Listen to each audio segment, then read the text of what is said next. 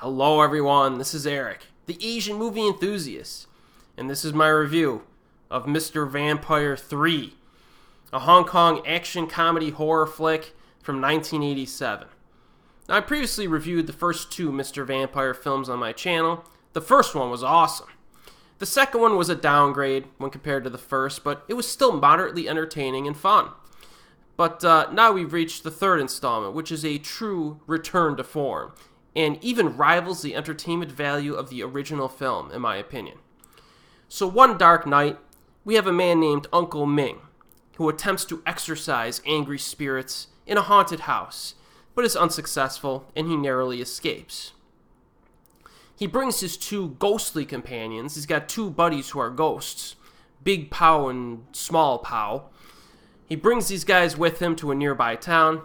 Unfortunately for him, the town is under attack by a group of bandits with supernatural powers, and the thugs are led by a powerful evil witch doctor. Things get pretty crazy, right? But thankfully, Uncle Nine, played again by Ching-ying Lam, he shows up again, and he helps the humans fight off these various supernatural dangers.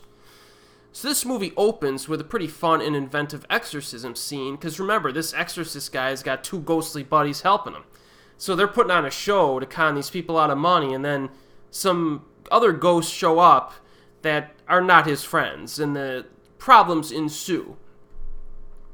So in this film, there are some good ghosts, and there are some evil ghosts, which means that sometimes the ghosts fight each other, and they fight each other in some pretty unconventional ways, which is really interesting.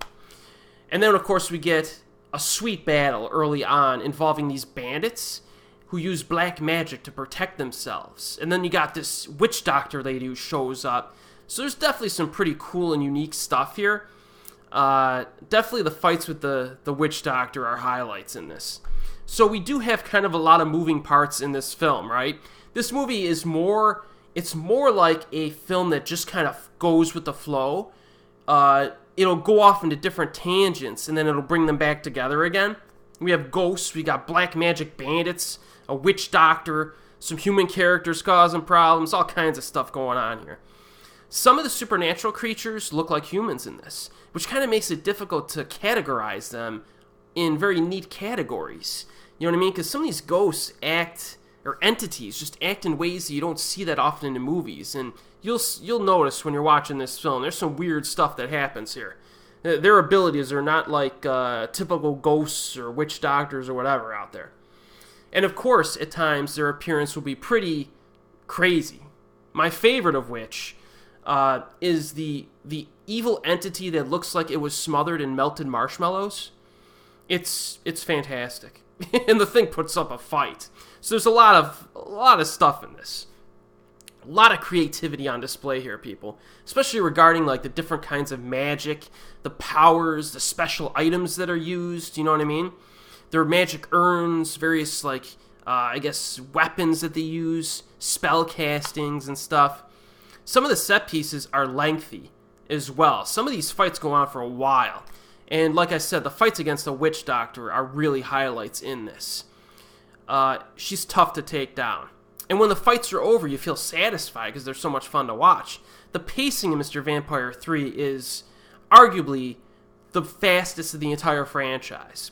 Okay, this is just non-stop insanity. But I do think that it's paced well enough to transition to the different stages. And good luck predicting what's going to happen 10 minutes from when you're watching the film. If you're at the 20-minute mark, I dare you to predict what's going to happen at the 30-minute mark, because it's probably going to be something you're not looking for. You know what I mean? And that's a big positive to this. The humor works. I thought this movie was kind of funny.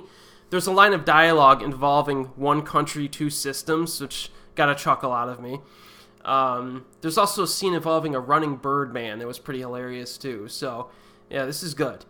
One thing that I have not pointed out yet, but you may have noticed it if you're paying attention to this review, there are no traditional Chinese hopping vampires in this film. Yes, there are no hopping vampires in a film titled Mr. Vampire 3. Now, in theory, this should be a big problem, okay? But this movie is so delightfully entertaining, I didn't care. I mean, really. when you think about it, how does a movie, the third movie in a hopping vampire series, not work when it has no hopping vampires? But it does. It does. I mean, taking the title out of it, just watching this movie is just really kind of liberating for a fan of movies. It plays by its own rules and is completely different from anything that gets released nowadays. So, you know, as a change of pace, this movie's just top notch, man. If you're looking for something fun and different, you know, check out the original Mr. Vampire if you haven't already, and then do Mr. Vampire 3 for a double feature one night and your head will explode. It's really good stuff. And of course, I will continue reviewing some additional installments in this series in the next few months. So, yeah, Mr. Vampire 3 is available on DVD and Blu-ray in multiple regions. Check this out. It's good. And as always, I'll see you next time.